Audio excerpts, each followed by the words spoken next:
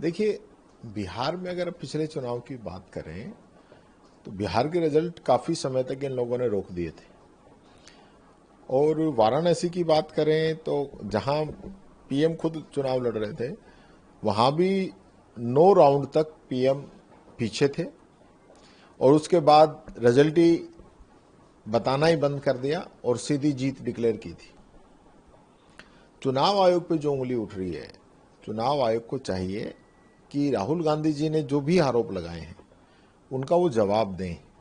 आज चुनाव आयोग जिस प्रकार का व्यवहार कर रहा है कि 7 दिन के अंदर राहुल गांधी जी या तो देश से माफी मांगे या हल्फनामा पेश करें, नहीं तो उनने जो बात कही इसका कोई मतलब नहीं है, हमारी तरफ से खत्म है। ये नहीं होता। अखिलेश यादव जी ने हल्फनामा दिया था, उसके लिए ये लोग मना कर रहे हैं कि हमें कोई हल्फनामा ही नहीं मिला। तो आज देश के अंदर जिस प्रकार का माहौल इन लोगों ने बना दिया और पूरा देश ये जानना चाहता है क्या फर्जीवाड़ा नहीं हो रहा है। ऐसा कैसे हो सकता है एक कमरे के अंदर 80 वोटर हों? आप जिसका मकान नहीं उसके लिए कह रहे हो कि इसका 0 हो सकता है, लेकिन पिता का नाम भी ABCDEFGF आप कर सकते हो क्या? तो जो गड़बड़ियां हैं उनको तो ठीक नहीं कर रहा है। राहुल गांधी जी ने जो बातें रखी हैं वो क्लियर करनी चाहिए ना, उसको क्लियर नहीं कर रहे हैं। बिहार में आप 65 लाख वोट काट देते हैं और 5-7 लाख वोट और काटने की तैयारी चल रही है, एक नया वोट आप जोड़ते नहीं हो, तो ये कैसे हो सकता है? तो ये जो फर्जीवाड़ा आप कर रहे हो ये गलत है।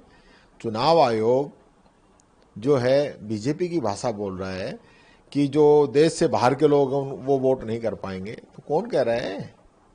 11 साल से आप उनको भी नहीं छांट पाए क्या? आज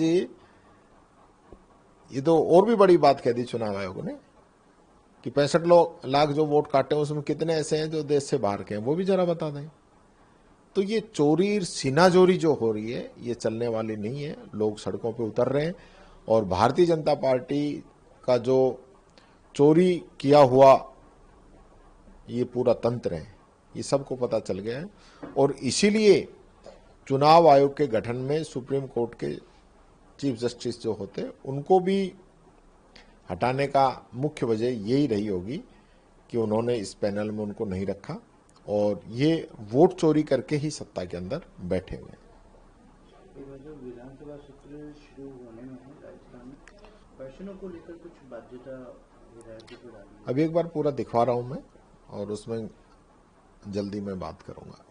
फिर भी क्या कुछ तैयारी के साथ आप उठाएंगे? हमारी तैयारी पूरी है, क्वेश्चन हमारे लग चुके हैं और जिस प्रकार से क्वेश्चनों का जवाब जो आना चाहिए वो काफ़ी आया भी है, लेकिन कुछ जो स्पेसिफिक क्वेश्चन हैं जिससे सरकार को जवाब देना भारी पड़ सकता है तो उनके जवाब रोके जा रहे हैं। राइजिंग राजस्थान के किसी भी क्वेश्चन का जवाब नहीं दिया जा रहा है। सरकार ये तय कर रही है कि किसका जवाब देना है किसका नहीं देना है, तो ये जो परिपाटी सरकार चला रही है गलत है।